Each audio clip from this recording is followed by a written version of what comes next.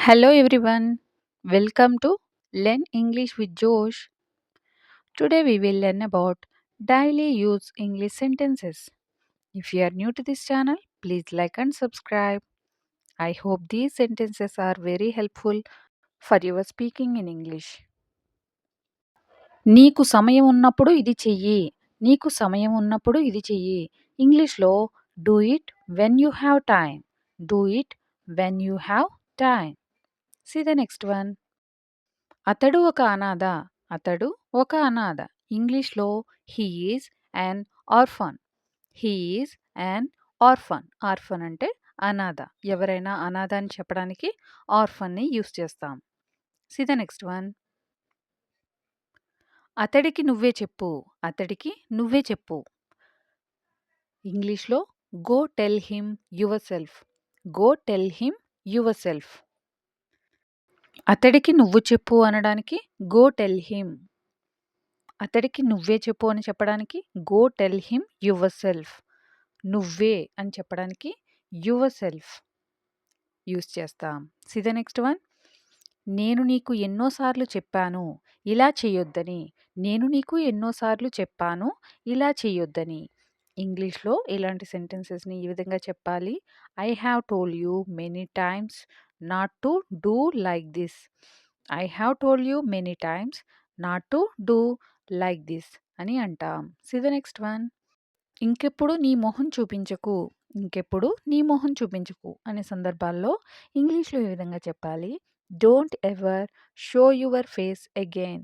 Don't ever show your face again అని అంటాం. See the next one. అతడు జీవితంలో అన్నీ కోల్పోయాడు. అతడు జీవితంలో అన్నీ కోల్పోయాడు అనే సందర్భాల్లో he lost everything in life. He lost everything in life. కోల్పోవడాన్ని ఇంగ్లీష్లో లాస్ట్ అని అంటాం. అతడు హీ లాస్ట్ ఎవ్రీథింగ్ అన్నీ జీవితంలో ఇన్ లైఫ్ అని అంటాం. See the next one. నువ్వు అసలు మారవు. నువ్వు అసలు మారవు. ఇంగ్లీష్‌లో ఈ విధంగా చెప్పాలి. You will never change. You will never change. ఇంగ్లీష్‌లో యూ విల్ నెవ్వర్ చేంజ్. ఎప్పుడు మారవు అని చెప్పడానికి విల్ నెవ్వర్ యూజ్ చేస్తాం. నేను మీ ఇంటికి వచ్చేసరికి నువ్వు ఇంకెక్కడికో వెళ్ళిపోయావు. నేను మీ ఇంటికి వచ్చేసరికి నువ్వు ఇంకెక్కడికో వెళ్ళిపోయావు.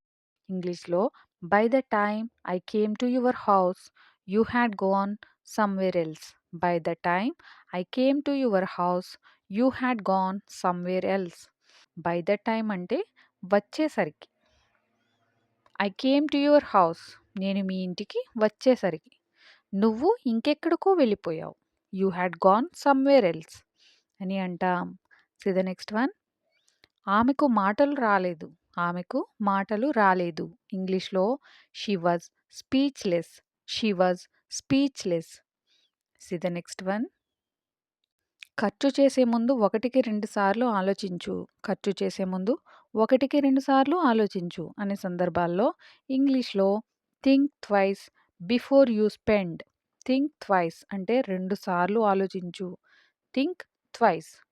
థింక్ అంటే ఆలోచించడం. ట్వైస్ అంటే 2 సార్లు. బిఫోర్ యూ స్పెండ్ ఖర్చు చేసే ముందు. See the next one. నువ్వు నీ తప్పు తెలుసుకోవాలి. నువ్వు నీ తప్పు తెలుసుకోవాలి. ఇంగ్లీష్‌లో you have to realise your mistake. You have to realise your mistake. నీకు తెలుసా ఏం జరిగిందో? నీకు తెలుసా ఏం జరిగిందో? ఇంగ్లీష్‌లో do you know what happened? నీకు తెలుసా ఏం జరిగిందో అనే సందర్భాల్లో డూ యూ నో అంటే నీకు తెలుసా ఏం జరిగిందో వాట్ హ్యాపెండ్ ఈ విధంగా చెప్పవచ్చు. See the next one. నన్ను ఒంటరిగా వదిలే. నన్ను ఒంటరిగా వదిలే అనే సందర్భాల్లో leave me alone. Leave me alone. Alone అంటే ఒంటరిగా. వదిలే లీవ్ మీ అని అంటాం. See the next one. అతడు నన్ను తప్పుగా అర్థం చేసుకున్నాడు. అతడు నన్ను తప్పుగా అర్థం చేసుకున్నాడు. ఇంగ్లీష్‌లో he misunderstood me. He misunderstood me. అతడు నన్ను తప్పుగా అర్థం చేసుకోవడానికి ఇంగ్లీష్‌లో మిస్‌అండర్‌స్టూడ్ అని అంటాం. See the next one. ఆమె నన్ను ఒప్పించింది. ఆమె నన్ను ఒప్పించింది అనే సందర్భాల్లో she convinced me. She convinced me. Convince చేయడాన్ని ఒప్పించడం అంటాం. ఆమె ఒప్పించింది కాబట్టి convinced. See the next one. ఆమె అతడిని అనుమానించింది. ఆమె అతడిని అనుమానించింది. ఇంగ్లీష్‌లో ఈ విధంగా చెప్పాలి. She suspected him. She suspected him. ఆమె అంటే షీ. అనుమానించడం. అనుమానించడాన్ని ఇంగ్లీష్‌లో సస్పెక్ట్ అని అంటాం. అనుమానించింది కాబట్టి సస్పెక్టెడ్. ఆమె అతడిని అనుమానించింది. She suspected him. See the next one. ఆమె అతడిని అవమానించింది. ఆమె అతడిని అవమానించింది. అవమానాన్ని ఇంగ్లీష్‌లో ఇన్సల్ట్. ఇన్సల్ట్ అని అంటాం. So, she insulted him. She insulted him. అతడిని. హిమ్. ఆమె షీ.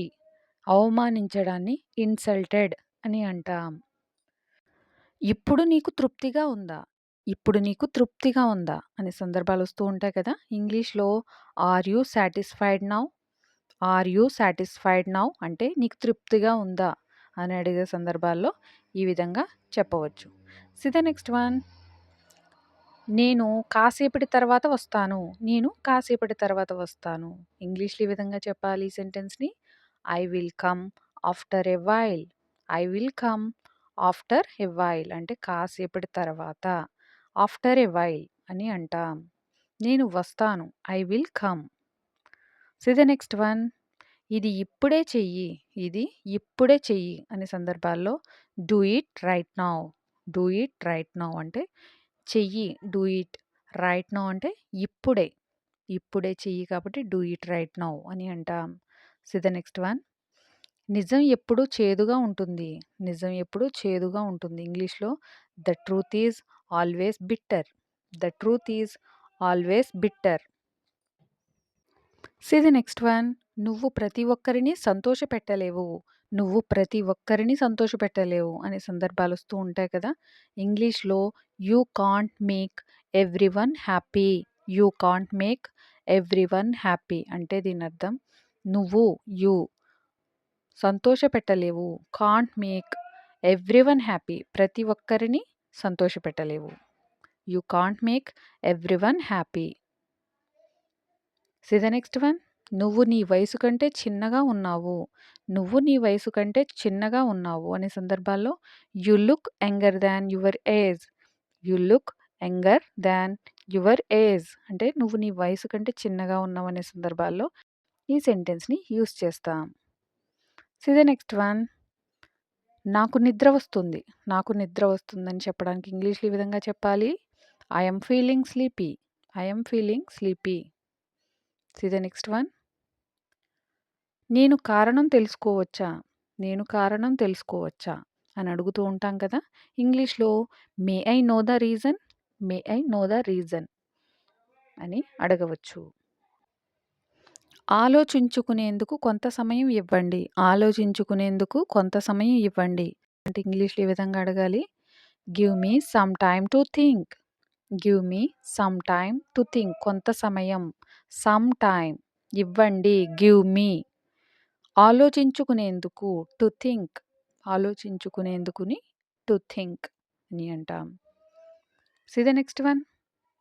నా వల్ల నువ్వు ఇబ్బంది పడాల్సి వచ్చింది.